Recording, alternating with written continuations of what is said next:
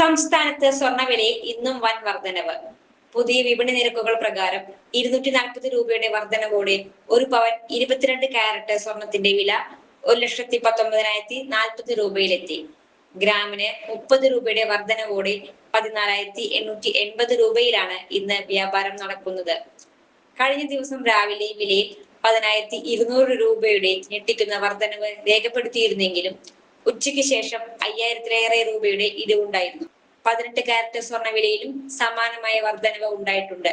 ഗ്രാമിന് 25 രൂപ വർദ്ധിച്ച് 12,175 രൂപയിലും പവന് 200 രൂപ വർദ്ധിച്ച് 97,400 രൂപയിലുമാണ് ഇന്നത്തെ വിൽപ്പന.